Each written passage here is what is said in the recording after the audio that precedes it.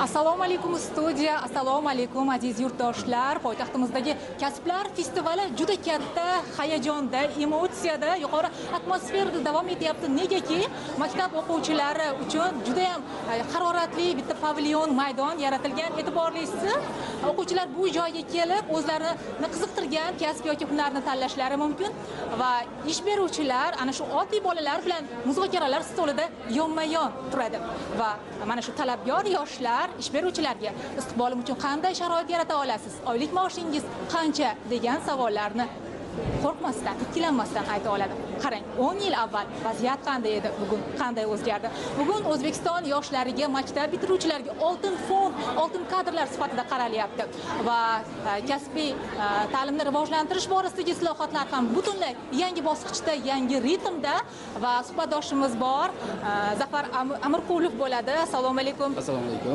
Bugun tashkilotingiz nimani maqsad qilgan?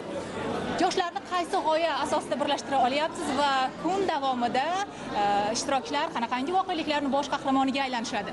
Darhaqiqat, avvalo aytishimiz kerak, bugungi kun 5-may bu kasbiy ta'lim tizimi uchun tarixiy kun.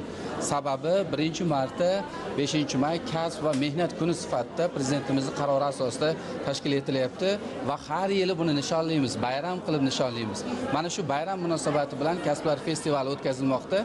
Bu Kasblar festivali 30-mayga qadar butun bir respublikada davom etadi.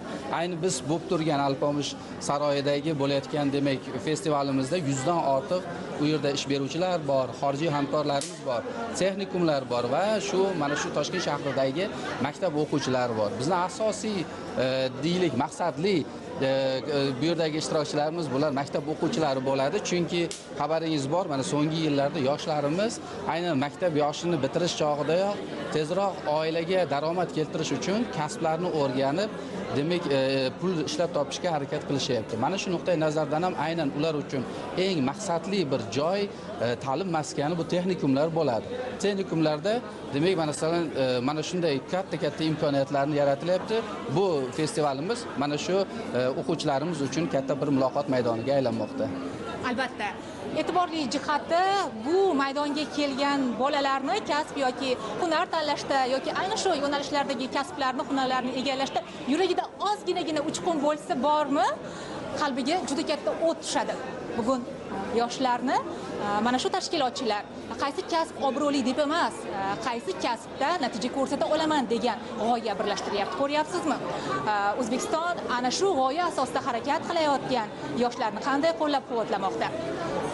Studiya, e'tibor uchun rahmat va mana shu dasturlarimiz hali davom etadi. Kechki dasturlarimizda eng eksklyuziv lahzalarni yana e'tiboringizga havola qilamiz.